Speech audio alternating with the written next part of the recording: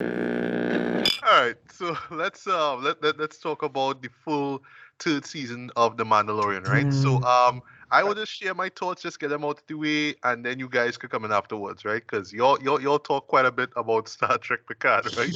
Quite, I mean, like rightfully so too, you know me. But I'm more of a Wars fan and a Trek fan. That's just me, right? Okay, Whatever, right? I live right, in So Wars, but I still dabble very much because I grew up on Trek as well. So right. Right. So essentially here with this third season here of Mandalorian in a nutshell. Yeah, we just follow, the further adventures of Din Djarin and of course Grogu, Yeah, everyone's and favorite Din Djarin and Din Grogu, right? Yeah, yeah, yeah, yeah, exactly, yeah. exactly, yeah, yeah, yeah. And technically, where he's at right now, like where the story begins, is that well, he's not really a Mandalorian per se, because if you remember in the second season, he took his helmet off, right? And Right. people found out, right? Well, people within the Mandalorian circle found out. It's like, oh, you need to. Well, basically, he has to prove it. He have to prove his worth yet again, right? you are a Mandalorian no No more. more. Yes, this is the way. This is This the is the way. This is the I way. love her voice, by the way. Yeah, she hard. Yeah, Shirella. Yeah. So we boy had to do some quests and whatnot, right? And in the process, he makes his way back into the fold, right? And in the process, he also runs into Bo-Katan Kryze, once again played by Katie Sackhoff, Right. and she is going through her little drama as well too because her team, if you will, pretty much left and pretty much doing mercenary work and all that kind of stuff. So she's there all by herself with the dark saber. I made the joke with the debut episode, how she was just sitting on that throne, like just all positioned, like real posing off and thing, like, hey, look at me, but like nobody's there to really see her, right? I thought that was pretty funny, right? But anyway, She so was making a sorry, she was making a quick joke during Star Wars Celebration because they had the interviews with the cast, and so she came out and they were talking about how long it took to kind of figure out exactly how Bo-Katan could sit down because she was trying to actually sit down like in a few different areas to look cool and just be, and I yeah. settled on that particular slouch. That was just Yeah, it, hilarious. it it did look kind Yeah. of uncomfortable the way she was positioned. Like, well, I mean, like she can't hold that pose for too long. So I mean, the joke I was wondering, like, if she just posed like that because she knew Din was coming, or she just kind of You posed know. like, yeah, look at me, man, yeah, You yeah, know. whatever. Yeah, but so while all this is going on now, we see we boy Grief Karga, right, played by Carl Weathers, right? Right. He's going through a little drama of his own. He pretty much running this town now. But there's these band of pirates, trying to start shit and whatnot, right? And of course, well, Din has to step in. He does that later on in the season with the Mandalorians, behind him now to do that as well, right? And while all this is going on too, even Bo-Katan reunites with her old crew and they kind of link back up. And then we get, well, not really so much a surprise, but they kind of hinted at it early on. We boy Moff Gideon, returns, right? Right. And Right. he has some shady plans as well too, right? And Right. yeah, that's pretty much the gist of this third season, right? And I'll get this out of the way. Ricardo, you brought this up too with the first episode. I was thinking this while I was watching this whole thing. We just had Andor, Yeah, boy. Go on, like boy. we just had Andor, Dread, and now we going back to this You're goofiness. going back But to here's the this. thing. Here's the thing. I mean, it's Star Wars. It's part of the universe. You have to embrace the goofiness. You have to embrace the miniature aliens and whatnot. By the way, let me just get this out of the way, right? Case in point, right? Say what you want about Grogu and him just being there to sell toys, right? But Yeah, for real. the moments with him walking, just simply walking, are amongst the funniest things I have seen in this whole season. I Yeah, think it's for either real. episode 4 or 5, Trent. There's a moment where I think it's like where he's in the Mandalore compound. That's what I'll call it right now, right? And Right. he just like it's a white shirt, and he's like by Yeah, this a white doorway, shirt, eh? and he just walking us. Complete And white shirt, brother. I probably played that back like 4 or 5 times. I was cracking up at that shit, Trent. Okay, he have the outfit he have on to block his feet there. But Yeah. and I have to give credit to the creators of the show, right? Yes, puppetry, right? Puppetry all the way. We did it with Yoda, Right. back in Empire Strikes Back and Return of the Jedi. Okay, cool. When we did it CG, when we did VFX wise with the prequel films, people wasn't really vibing with that, but whatever. It was young Yoda, whatever. So then we go back old school, right? Okay, fine, right? But it's something about him walking though. That's one of the funniest things I ever see. Is he I kind of waddle. the kind of waddle he does Yeah. though. And then he did it in the final episode. I was dying of laughter there too. It was so funny. It was so funny, right? Some people might find it cute, but I just find it funny as hell, right? Even more funny was, him getting the IG-11. Well, in this case it's IG-12, right? Robot, which he kind of man, and I made the joke. He's, it's little guy and Rusty, right? So it's a big guy Yeah. and Rusty boy robot, right? Um, I even feel all that too is just there to sell toys too, like IG-11 Oh, yeah, for toys or sure. IG-12 toys. And it's kind of funny, like with him with the yes and no buttons. So it's like no, no, no, no, no, yes, yes, yes, yes. That I was feel like funny. that's an actual representation for people who are thinking of having children. Like that right there is what it is. Yeah, You know. yeah. Yeah, for real. It have an episode actually where he trying, well, with oh gosh, with Bo-Katan's crew members. I think one of them was Axe Wolves, right? And the Right, other right, right. one was Paz, right? I'll talk about Paz as well too. And they like fighting each other now. Just I had to say is that'd be real here. Over some bullshit shit. Some kind of, Star Wars, chess-esque game that they play in there, and they're just talking shit like, oh well, he not supposed to move like this. He's supposed to move that way, and then they start a fight there. You just see Grogu come with the robot. He's like, no, no, Right. no, no. And I get it for Grogu fans. They'll find that thing to be cute. I find that to be funny. But they actually work in the whole robot thing. So at least he has a purpose. He's not just there to look cute and, do stuff, right? I particularly love what he did in the final episode. Just get into, spoiler here or there, right? With using the Force. Like that moment was really, really cool, though, I must say, right? Yeah. I'll talk about the final episode a little bit, right? But what the season ultimately came down to was more of an adventure of the week kind of thing. It was just like, all right, what adventure is he, is Din gonna get into this week, right? And it's like that, right? And Right. it's a kind of like, I know that's not the term of it, right? But it's more harkening back to like old school, classic, action and adventure TV shows, right? Like say like a MacGyver or whatever it is, right? Like the hero goes through some new adventure, right? Yeah, But this like it's felt gonna this felt connect more to every single episodic. thing. Exactly, right, more Yeah. episodic, right? Um, I'm not gonna knock off points for the season for doing that though, but I did feel like it was a little step down from what we got in the last couple seasons, where it felt like every episode, even though it may feel like you have a little adventure the week stuff here or there, right? It still felt like it was all leading up to something big, right? And in this case, it just kind of felt like it was a lot of things going on. It was about Din joining back the Mandalorians. It was Bo-Katan meeting up her old crew. It was her, getting and regaining the dark saber. But I really felt it with how Moff Gideon came into the story. I felt like he came in a little too late. Yes, it happened during actually one of my favorite episodes. That would be episode 5, The Pirate. And I really enjoyed that because of how over the top it was, especially the whole pirate stuff. Like there was just so much moments in that. I was cracking up over it. I just had a blast with it. And then especially what I love about that particular episode though was just how the Mandalorians just came in and just kick ass though. Like even the Yeah. armorer came in and kick ass. Like what? Right. Okay, come in with your Not a little blaster. little pliers. With her hammer and her pling. Right, a pliers, hammer. yeah. Right. I see pliers. Right. Yeah, she come No, with a she was hammer and helping. blow, hit that man here. Like what? Okay. Yeah, so all I just straight best guy in your face. that was badass, right? Funny and fun. That's really the thing about it too. It's fun, right? Right. And I would say the vibe of this season here is fun, which I mean I don't mind, right? I mean you have a couple of serious moments, right? And like case in point, the episode 3, right? Where we touch on Dr. Pershing, right? And then we just get the Right. stand story involved with him. That was a great moment, I must say, right? In terms of just expanding the world of the Mandalorian and kind of connecting it to other shows, more thematically than anything else, right?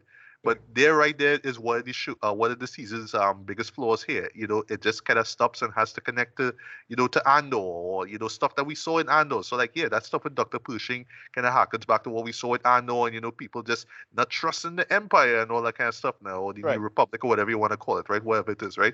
Yeah, it's doing that, right? And I hear a lot of people kind of have issues with, it's not so much the Din Djarin show anymore. It's the Bo-Katan show now because Which yeah, I we don't have, focus I a lot don't, of I time. don't have the biggest problem with. Yeah. because the Yeah, celebration We of will the talk about Mandalorian. that. But we Yeah, can talk well, about that. Yeah. yeah, well, Because me, I understand it because she was such a big character in the first season. Right. But yeah, and she's given a role to play here, and I like that she's working alongside Din. I mean, I thought that was pretty cool as well, especially the early moments where he's trying to regain his I guess knighthood, if you will, in this group, right? Um, but again, I felt like the Moff Gideon stuff came in way too late, though. Like it's literally like the last 2 or 3 episodes where we even get to see Giancarlo Esposito, right? And yeah, when he's there, he's just owning the scenes. I felt like he was a little hammy in some points, like especially like in the last episode where he gets his suit, this sort of Darth Vader S suit, and Right. he's like, I am going to do this, but you could tell he's having fun doing that, right? Also like how they actually included what do you call it? I think it's called Praetorian Guards. I think the last time I saw them, or at least I remember them. They're in Last because I Jedi. was- Praetorian, yeah. Well, yeah, what's in the Last Jedi? I was like, Yeah. what? We doing this? Okay, okay. Right. But unfortunately, that's where we have Paz get killed. I was like, Right, boy, yeah. yeah. And I was liking what they were doing, what the show was doing with Paz in particular.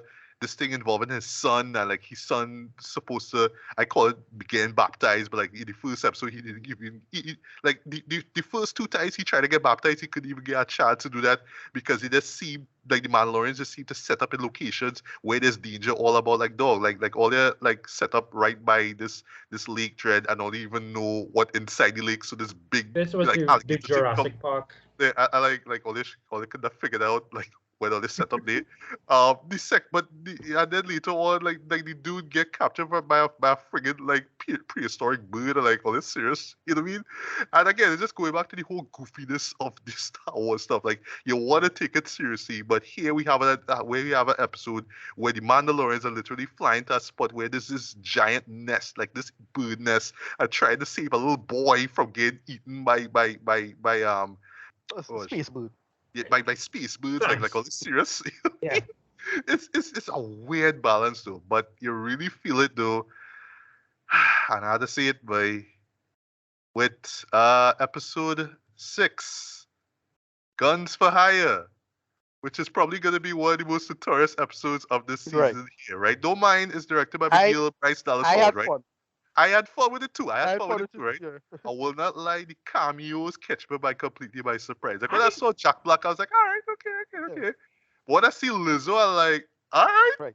okay, and points for the And then outfit. Though. I love the outfit.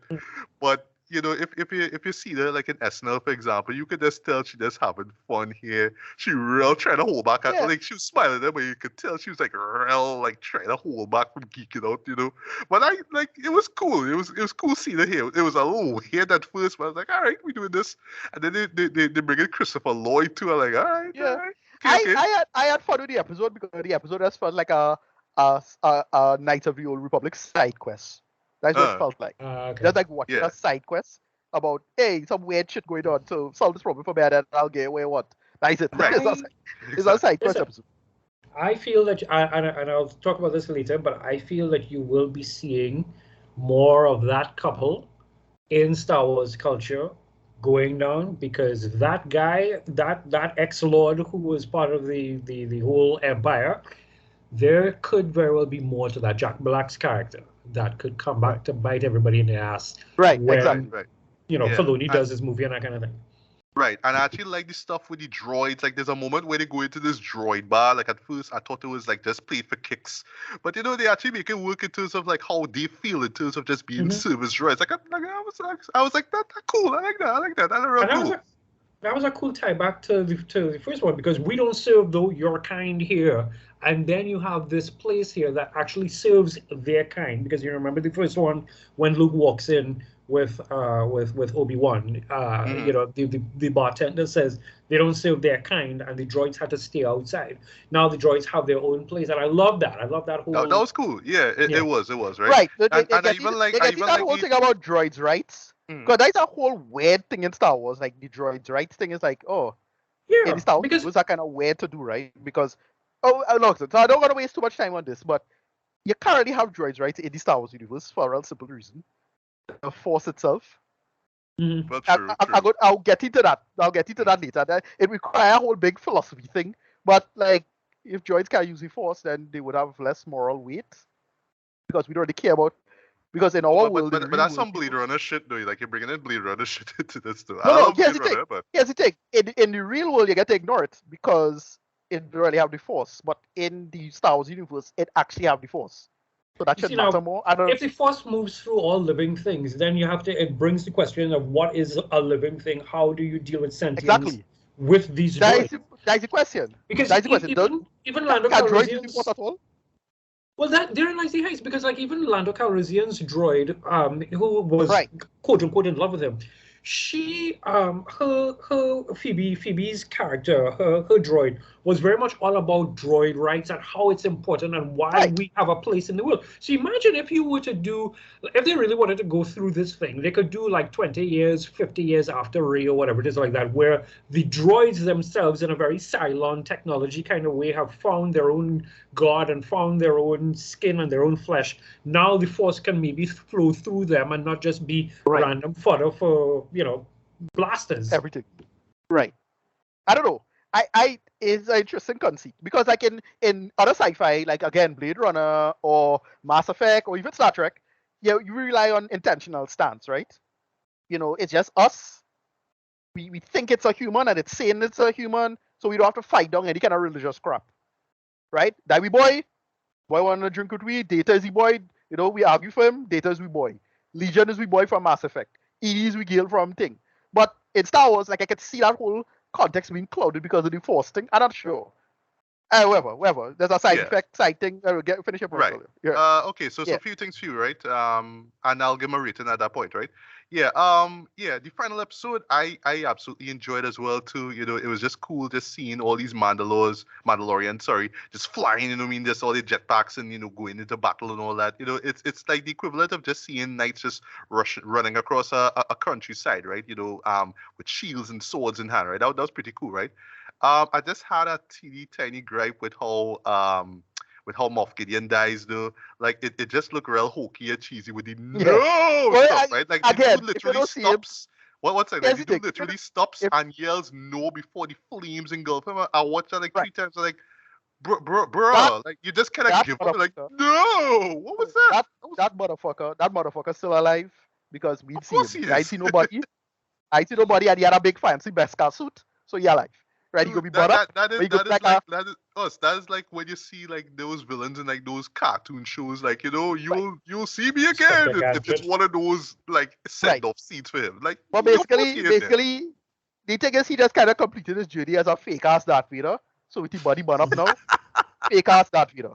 No, you're right. Dude, the man motivation in that episode here is straight up Darth Vader shit. Like even the suit was, like I say, real Darth Vader shit that he was on though. But I like it. And I like how he was real having it up to like, yes, I am channeling James Earl Jones in my performance, sort of, but in a more theatrical kind of way, right? But whatever, right? Right. And just how they tie things up in the end. I actually really, really dug the closing shot.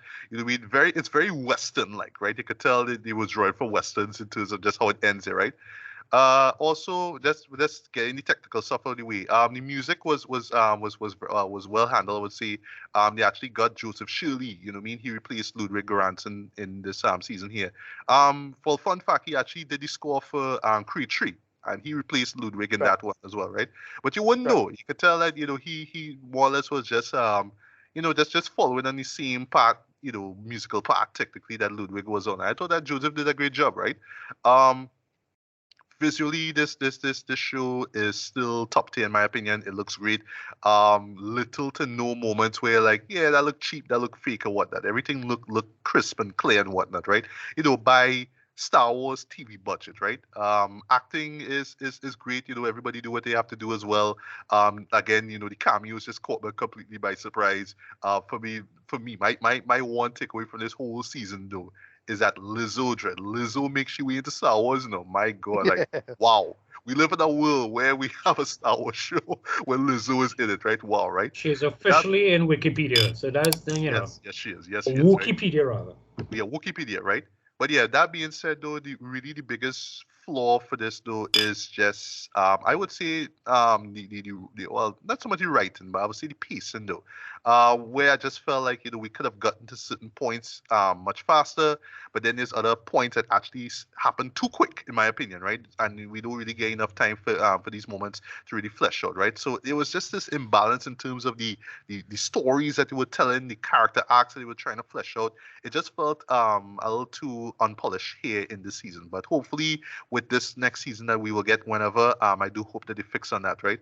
And lastly, yes, it's in the same world as Book of Boba Fett and Andor and whatnot, right? But you don't have to stop ever so often to remind us of those things, right? As much as I appreciate, the side story involving Dr. Pershing, and I actually do like how they tied back to Moff Gideon's, plan and whatnot, right?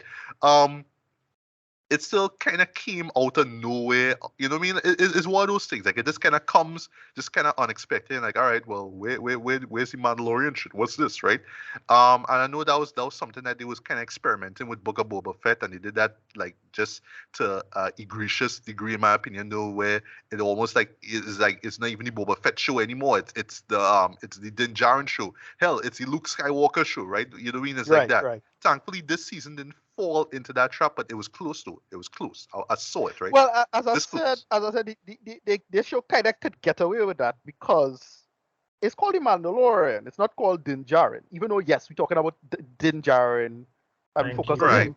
Mm-hmm. It focused on her too. I don't have a big problem with that. It really deal with Mandalorian shit anyway, and the whole taking of the planet and blah blah blah blah. So I don't have a big problem with that.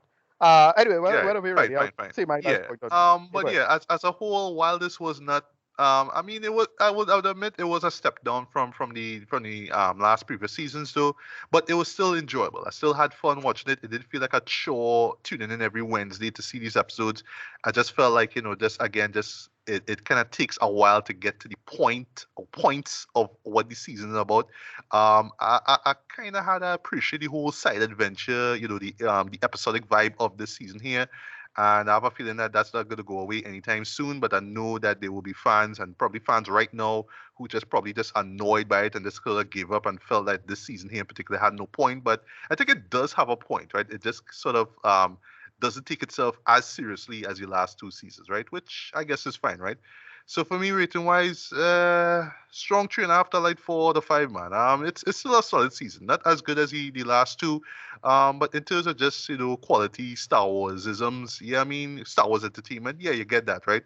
But again, we had Andor last year, Jared. I mean. Yeah, for real. I mean, sorry, I just had to bring this up. We had Andor last year. And but the thing is, Andor. Now we going back to pirates who look like knockoffs from the Pirates of the Caribbean series. just see it. I'm gonna stop now. No, but my thing, though, and I'll let you guys continue. Andor is set in that Empire world. Like, when Andor exists, that still is before A New Hope even dreams of being happening. Whereas you have all this stuff that's going on here in terms of even with Dr. Pershing and all this kind of randomness. This is after the rebellion has taken over and the New Republic. So you still have a 30-year gap. So in that 30 years, you could afford to be, Andor has to give you that serious sensibility of why the Empire must come down. Here you have a whole scene of the Empire is trying to act like a rebellion to take over what they once had. So I kind of, for me, that's my rationale. Right, no, listen. Well, Ricardo, you could jump in now and share your thoughts, right? And then my attitude is this. It's just a matter of tone. Like, Andor just had a much more, for lack of a better term, I don't know, grounded or serious tone, and this didn't have that. So I not fighting on the continuity stuff because what who's this fella name? What's his name with the hat? Who running the show? Not Dave Filoni, no. Dave Filoni, right? Filoni, right? What Filoni and them doing? Clearly, what they're doing is just they building up and putting text here and putting a lot of what you call muscle tissue, putting a lot of tissue around the skeleton that was the sequel trilogy, right?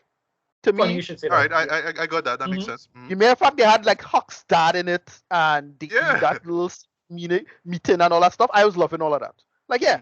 This make it make more sense. Like, they justify how come the First Order come back, and so all of that I didn't have a problem with it. And as I say, yes, it is. I think it is weaker than the first two seasons. It is weaker, but only because they just decide to expand the world and they just make it more. To me, there's more like feel like a prequel to the new Ashoka show more than anything, right? They really feel like a Mandalorian show in terms of Din Djarin storyline as a thing. And even though the ending felt like a kind of soft reboot in that sense, it was just like, oh, this is just fixing all the little things you had with the sequel trilogy and making it make more sense. That's how I feel about it. And that's why it mostly worked for me. It's like, yeah, again, because I'm not a big Star Wars fan and I'm not super invested in this, I'm like, oh, okay, that makes sense. And I just kind of remember that from blah, blah, blah. And the sequences, the fighting is going to be better, and I wish the action was a little cooler, but it still was cool enough. I enjoyed it. So that's me about that. It wasn't bothering me, and I didn't hate this season. But I could kind of understand why people might hate it. But to me, season 2 ended with that fan ingratiating Luke Skywalker thing, and people like that bullshit. So, like, whatever. Moving on. My thing was tone. The reason why Andor worked so well for me because it had such a grounded tone, and it was so like it really felt serious and interesting in that sense. This didn't do that. This just went back to typical Star Wars shit, and you had Babu Frick and Baby Yoda and about a goofballing. But I still had, from a world building standpoint, it was fine. It's just tone was a big deal for me, and I was serious and adult, and I enjoyed it for that. That was it. At least it felt more adult, in my humble opinion. That's why I was enjoying it and that character work. This, not so much. It feel like you're going back to a little Sharon thing, but whatever. It's fine. It's Star Wars. I ain't fighting it down. Move it on. Yeah, that's how I feel about it. All right, and Tracy, you close things off. I have a few stuff written on here, but I'm glad that Master Medina talked about the idea of the tightening up the sequels, because one of the things that, well, two things. One, we know in terms of timeline, coming out of Star Wars Celebration, there is going to be, to wrap up this timeline, there's going to be a film that is directed by Dave Filoni. It's going to wrap up the whole Mandalore, Book of Boba Fett, Ahsoka timeline that then will eventually lead into the new timeline, which would have been Force Awakens and that kind of stuff. But I do remember, I remember sitting down watching this season and thinking, you know, in a real sense, now would have been the best time to come out and say, here is a Force Awakens, here's the Force Awakens movie. I'm bringing the sequels. I mean, I know, you know, that may not necessarily have been financially, you know, a good idea. Disney Plus did not come out as yet and all this kind of stuff. But watching how Mandalorian Season 3 operated, it kind of felt like that could have been a play there. Because even the idea of Project Necromancer, and which is something that happens, that is talked about in the in the second to last episode, I think it is, Project Necromancer. That lends itself to bring two very important things that we get to touch on both in the books and in the sequels. One, somehow Palpatine returned. You know, we knew that that they have been doing dark magic and that kind of stuff. In some of the books, they talk about him on Exegol and a couple other places. In fact, there is actually a Sith temple, if I remember it correctly, on Jakku, like somewhere down in the crater of the Earth or something. And they've been trying for years to bring back clones, because he had clones back in the day when the Empire was doing a do, and God knows what happened to the clones.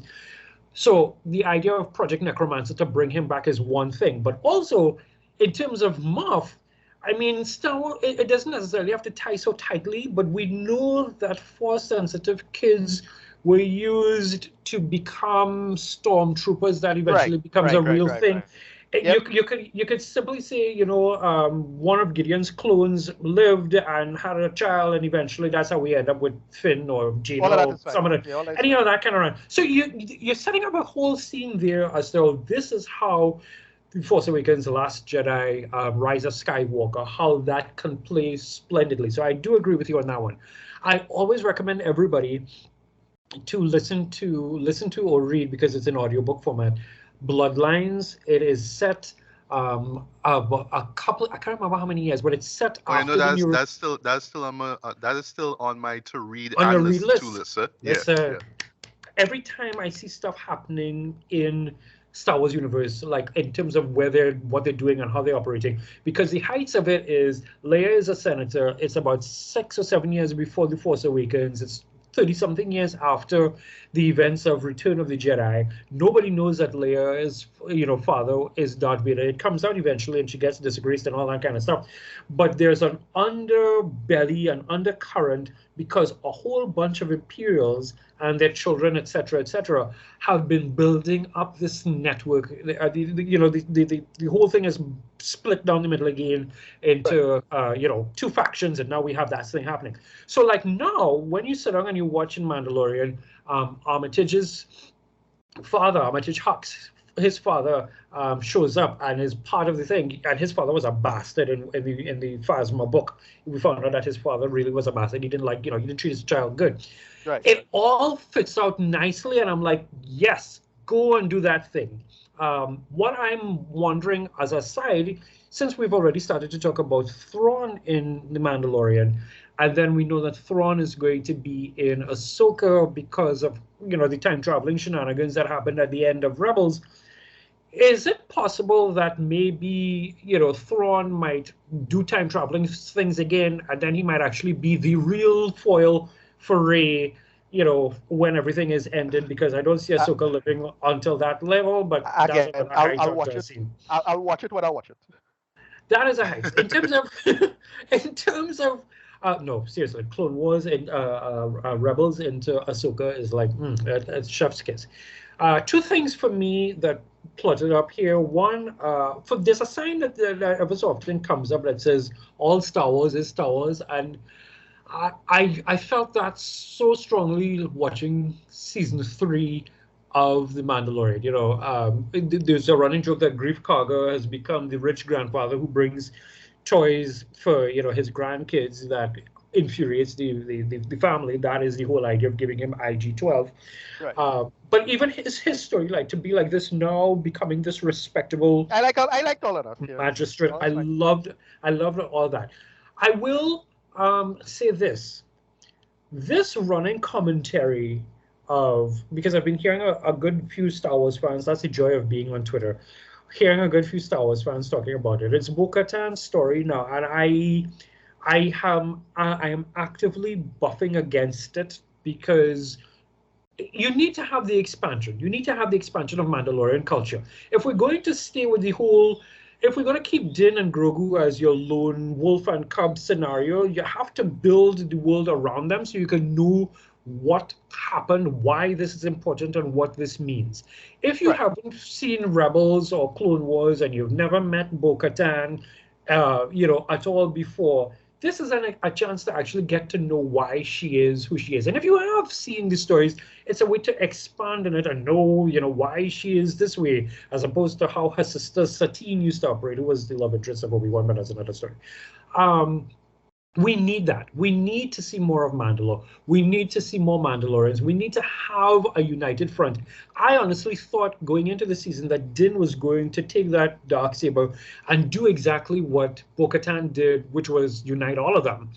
But the idea of him, even though by, de facto, giving it back to her, so to speak, and her being the one to unite, works because you now have a political structure, an actual leadership, which in that same episode, Guns for Hire, when Grogu was knighted by Lizzo, you also have that idea of them saying that they are willing to formally recognize Mandalore as a planet in the New Republic. Like they will go to the Senate now, go back to the Senate. So now you're setting up very nicely, whether it is through Ahsoka or even later on now when Rey comes back and starts training new Jedi in the film that she's coming back to us. You're setting up very nicely this whole idea of, okay, Mandalore is a planet, and by the time we see it now, it would have been fully repopulated. It would have all the factions united. It's something that Bo-Katan herself had said. People outside of Mandalore cannot defeat us. It is us with our factions and our own little randomness. And I wish Star Wars fans understood the subtext of that, because it is not Star Trek fans or Battlestar Galactica fans or whoever fans that is going to be the end of Star Wars, if ever there was such a thing. It is Star Wars fans themselves. But that's another soapbox for another day. In terms of the series itself, in terms of season 3, I had fun, and I feel like fun has become a word in pop culture that just be like, oh, it was fun, but it doesn't really mean anything. But I had fun. I had loads of fun. I'm giving it, for me personally, an 8.5. I go back to see. It really makes me want to go back, I should say, to see all the other bits and pieces that makes it, because it kind of fits everything now to say like, oh, this is what's happening. This is cool. I was very glad at the idea of Carl Weathers directing an episode. I'm glad that Rick is now an executive producer. So, even the world behind the scenes is expanding. So, John writes everything, but at the same point in time, he doesn't have to direct everything anymore. Dave is getting his full due.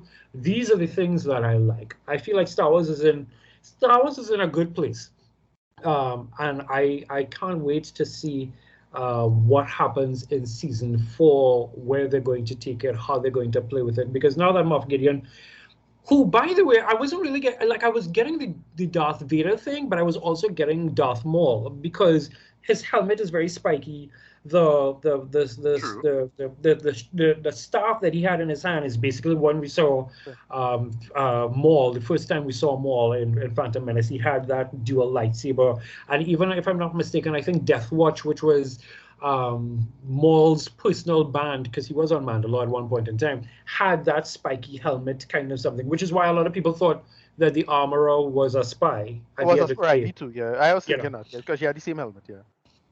I'm very much pleased with how things operate. I'm glad that they officially decided, spoiler alert, to have Din officially adopt him, because he's already formed that emotional connection. He's already his son, but now to officially have him as his child is brilliant.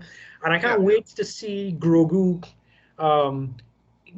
because they're saying that by the time Rey does her thing, Grogu would have been about 100, which is about the time that Yoda was when he had started training Jedi. So imagine actually getting to see, Din Grogu, son of Mandalore, knight of whatever, Jedi master, you know that kind of shit?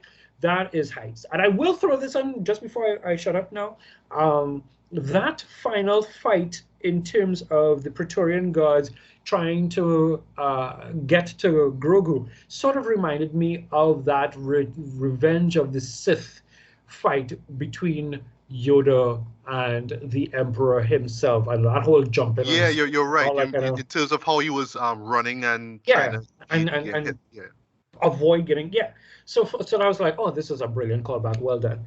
There were things in there, like again in terms of like how do you deal with droids and sentience and that kind of thing, that I felt that maybe they could have dived into a little bit more. But also, again, in terms of like Jack Black and all these characters, I feel as, like it's going to be one of those things, because it has happened before, I feel like in Star Wars, where you look at a character and you think, this character is a whole ass joke. And then later on, it's like, this character set the stage for something. And if the First Order is starting to make their little odds and ends, that could very well be a planet that looks very fun on the surface, but shit is going on underneath, and we might end up seeing more of them later on. 8.5 out of 10 for me.